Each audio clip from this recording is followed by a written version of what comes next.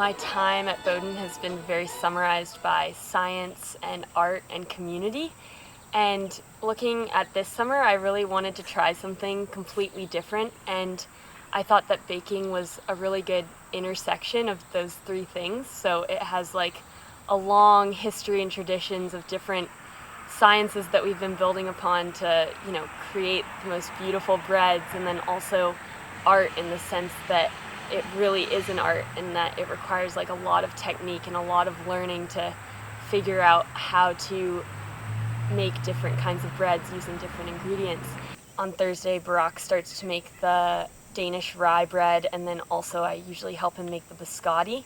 And then tomorrow is a big day where where Barack's really is making all of the breads. So the rustique and the seeded and more rye and raisin walnut, and then the pastries happen.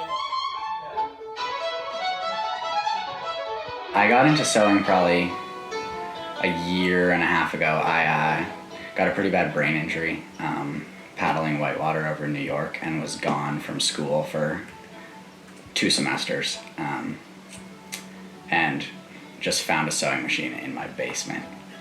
It wasn't one of these like fancy ones, it was just like a little plastic sewing machine, and that was really all I could do. So I went down there and started cutting up fabric and putting it through the machine and seeing what I could make, and kind of went from there.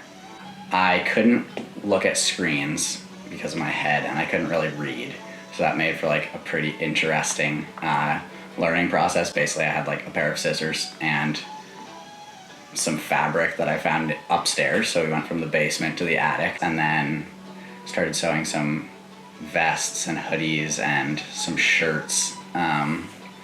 And just recently I've started sewing these hats. They're all made from recycled materials, which is why there's like all these clothes just laying around. So I take old clothes from people, or go to Salvation Army on Wednesdays when it's 50% off, and it's kind of fun. I go through and look for different colors that I think will look good together, and then come back and sew hats.